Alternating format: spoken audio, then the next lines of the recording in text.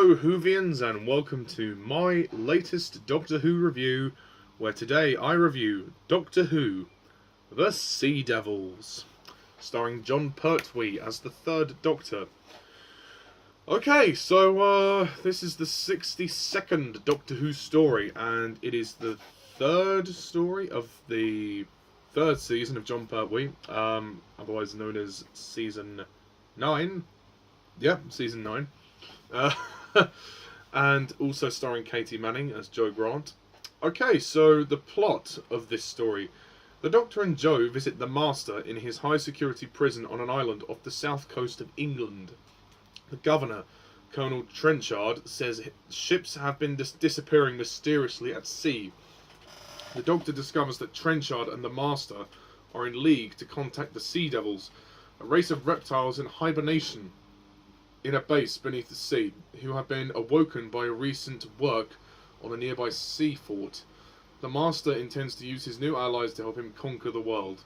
And that's essentially the plot of this story.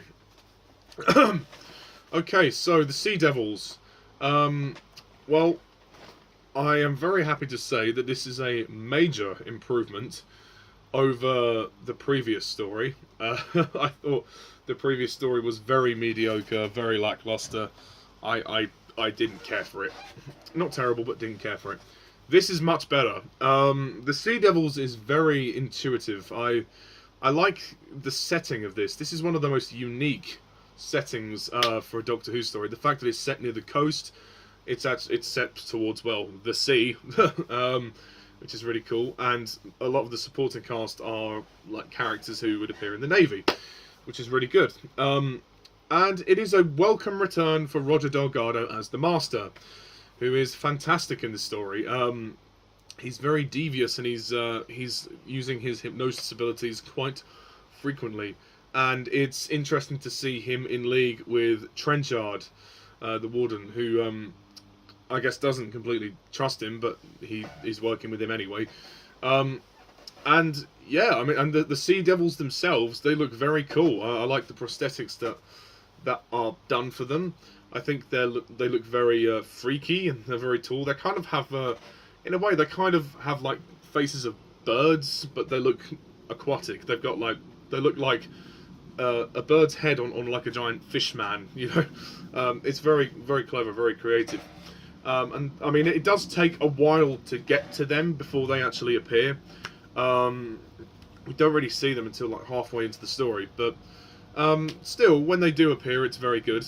The Doctor, John Pertwee, is great in this story, and there is a fantastic moment when him and the Master have a sword fight, which is really interesting. Out of nowhere, they just have a sword fight, which is really cool. And there is a version of that on YouTube, in which they have a lightsaber fight. Somebody has added effects onto that. So yeah, do search that up. But the sword fight is really cool. That's something really good. And the climax of the story, when the Doctor is chasing the Master on a little speed boat. I think that's what it is. Yeah, like one of those speed quad things. I don't know what they're called. Yeah. I'll just say speedboat chase, but I mean, if you've seen the story, you know what I'm talking about. Where the Doctor apprehends the Master. That was pretty cool. It was like a kind of a James Bond sort of chase, which was interesting. I think the production design is great. The story looks great, and I think the locations again are fantastic. The coastal setting really works, and it actually kind of adds a different dimension to the sort of sci-fi aspect of the show. It kind of gives another. I don't know. It kind of gives a fresh, unique vibe to this story, making it very interesting and unique to watch. My only major criticism of this story is that I think the pacing is a little slow at the start. I do think this story is a little bit too long. It could have worked better as 5 parts. I think the first part was a bit of a slow beginning, but once we got past the first part, it did pick up, and it gradually got better. There's a lot of conflict in this story. There's a lot of dramatic moments, and it does. Unlike the previous story, it's not silly or mediocre, or it's not like played for laughs or anything. It's not campy at all. It actually takes itself pretty seriously, which is good. The direction by Michael Bryant is very good, and he definitely keeps the story tight and moving along. Malcolm Hulk writes a very good script, and it's certainly a much better script than the previous story, The Curse of Peladon. The supporting cast are pretty good as well. I can't remember them all offhand, but they were all good. I had no issues with any of them. Yeah, and again, Roger Delgado giving a great performance, and I don't believe he's going to have many more performances left in the show, unfortunately. He wasn't around for very long for the show. But yeah, I'm sure we'll see him again at some point in this season. I can't remember when his next appearance is, but I'll be sure. I'll sure as hell be talking about him again. Yeah, and I think Trenchard is a great character. He's interesting how he's always trying to cover the Master's arse, essentially. You know, when everyone's trying to find out information, he's always fobbing them off and saying, "Oh no, thank you, goodbye, yep, out you go." You know, he's always trying to get people out the way so he can cover his own arse and cover the Master's arse. But there are moments when the two of them actually have tension as well. So there is a lot of tension built in this story. Yeah, but I don't think it's quite perfect. Again, the slow pacing at the beginning, the length of the story is a little long, I think as well. I mean, as much as I like that final chase scene, it is over pretty quickly. So again, the ending is a bit abrupt. They could have had that be a little bit longer. I mean, there's sort of a big final action sequence, a big sort of battle. That's pretty well done. That's pretty cool. And yeah, I mean, there's some great moments in this story, but those are the main things that I can talk about. And actually, this is the story where John Pertwee says the classic quote, "If I reverse the polarity of the neutron flow." I mean, that has become such an iconic quote for the Third Doctor. I don't know why, because, you know, it's such a bizarre quote for that to happen, but it's kind of something when that. I mean, I think this was the only time it was used, as far as I'm aware, and when everybody does an impersonation of the Third Doctor, they always seem to do that line. But I mean, it's a great line. It suits John Pertwee well, very well indeed. Also, one thing I forgot to talk about in my previous review, this is in relation to The Curse of Peladon. Simon Troughton, I think that's his name, Simon Troughton, was the guy that played Peladon. I did mention him being a poor actor. I just forgot to mention that it was Simon Troughton. And, you know, no disrespect to Patrick Troughton, but you should have given your son some acting lessons. No offence intended. But anyway, so that's that.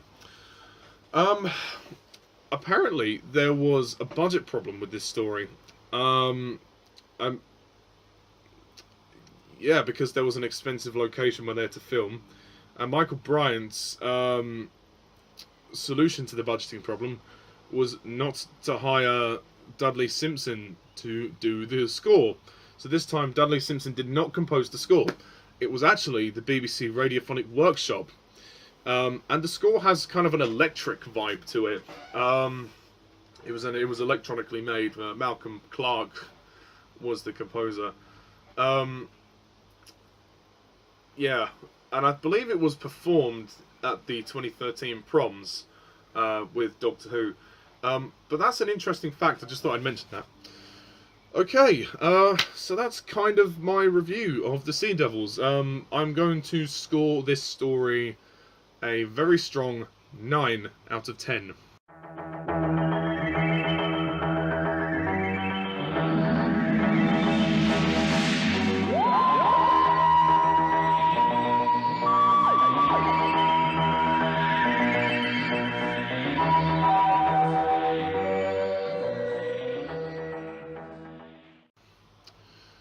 Yeah, not perfect, but a very good story and a good and a big improvement over the previous story. I can't speak. I don't know what's going on. But yeah, so that's it. please let me know what you think of this story down below. Thank you for watching. I hope you enjoyed, and stay tuned next time on Doctor Who Review for The Mutants, which is the 4th serial of Season 9. We are pretty much just over halfway through the Troughton era now. We're not Troughton era, the Pertwee era. See, I'm making so many mistakes today. We are halfway through the Pertwee era. So, with 2.5 seasons done, we've got 2.5 seasons left to go. So, yeah, I'm looking forward to that, and that's going to be another 6-part story, which will be interesting to watch. So, yeah, originally called Doctor Who and the Mutants, well, novelised as that, sorry, but just the Mutants.